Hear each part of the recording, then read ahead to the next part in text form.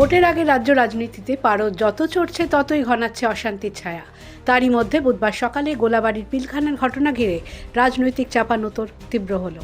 বিজেপির রাজ্য সম্পাদক উমেশ রায় দাবি করেছেন, অভিযুক্তদের মধ্যে হারুন খান 16 নম্বর ওয়ার্ডের তৃণমূল যুবনেতা।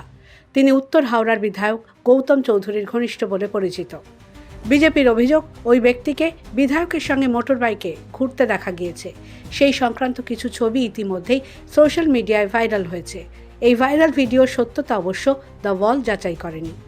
আতঙ্ক ছড়িয়ে দেওয়ার চেষ্টা আছে। কিছুদিন আগেই ওই এলাকায় গৌতম চৌধুরী প্রকাশ্যেই বলেছেন যে এবার কিছু বলবো না, কাউন্টিং হতে দিন, কাউন্টিংয়ের পর আমি যা করব লোক দেখে বুঝবে যে গুন্ডাগর্দি কাকে বলে। উনি প্রকাশ্যে সভায় বলেছেন।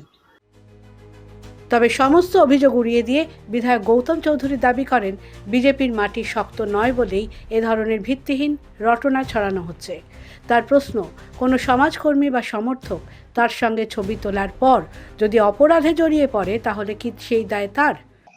আমি তাকে সেইভাবে চিনিও না। হাজারো হাজারো মানুষ মিছিলে আছে, আর বিজেপি মানুষের সাথে নেই। আমরা দায়িত্ব নিয়ে বললাম, আমরা সুখে দুঃখে মানুষের পাশে থাকি, সকাল থেকে রাত অবধি মানুষের পাশে থাকি।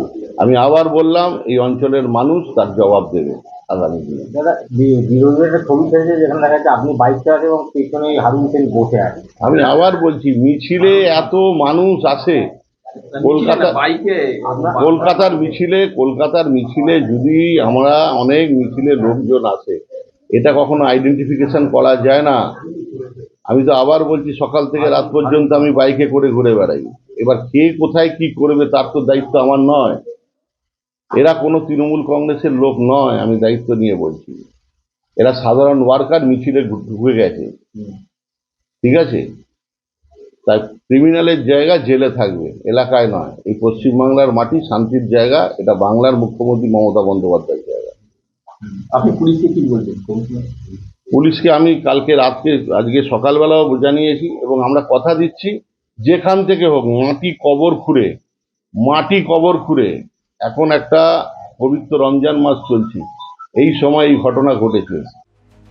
অন্যদিকে রোহিত নামে আরও এক অভিযুক্তের নাম সামনে এসেছে। বিজেপির দাবি, সেও একজন অস্ত্র কারবারি এবং জেলও খেটেছে। নিহত সৌফিকের বিরুদ্ধে অপরাধ চক্রের সঙ্গে যুক্ত থাকার অভিযোগ রয়েছে। হাওড়া থেকে দেবাশিস গুছাইতের রিপোর্ট, দ্য ওয়াল।